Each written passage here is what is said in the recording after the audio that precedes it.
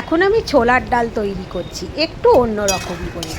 এটা দারুণ সুস্বাদু খেতে হবে, খুবই পুষ্টিকর। প্রথমে আলু, পটল আর টমেটো একসাথে ভেজে নেবো, একটু গরম মশলা দিয়ে দিলাম, গোটা গরম মশলা সব একসাথে একটু ভালো করে নেড়ে চেড়ে ভেজে নেবো, আলু আর পটলের গায়ে একটু কালার আসা অবধি।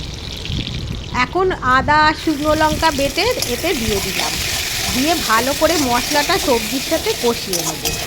এখন এটা খুব ভালো করে কষিয়ে নিচ্ছি, পরিমাণ মতো হলুদ দিয়ে দিয়েছি, দিয়ে এটা আবার ভালো করে কষিয়ে ছোলার ডাল সিদ্ধটা দিয়ে দিলাম। ডাল কিন্তু বেশি সিদ্ধ করা চলবে না, মিডিয়াম টাইপ হতে হবে, বেশি সিদ্ধ হয়ে গেলে গলে গেলে ভালো লাগবে না। এবার কয়েকটা দিয়ে দিয়েছি এখানে তেজপাতা, আর দিলাম ছানা। ছানাটা আমার বাড়িতে তৈরি করা, এটা আমি ছানাটা হাত দিয়ে একটু ভেঙে দিয়ে দিয়েছি, পরিমাণ মতো চিনি দিলাম। এখন জিরে খানিকটা গরম তাওয়ায় সেঁকে গুঁড়ো করে নেবো, গুঁড়ো করা জিরেটা দিয়ে দেবো। এটা দারুণ খেতে হবে, খুবই সুস্বাদু আর পুষ্টিকর খেতে হয় এই রেসিপিটি। অবশ্যই এটা তৈরি করে খেয়ে একবার দেখতে পারেন।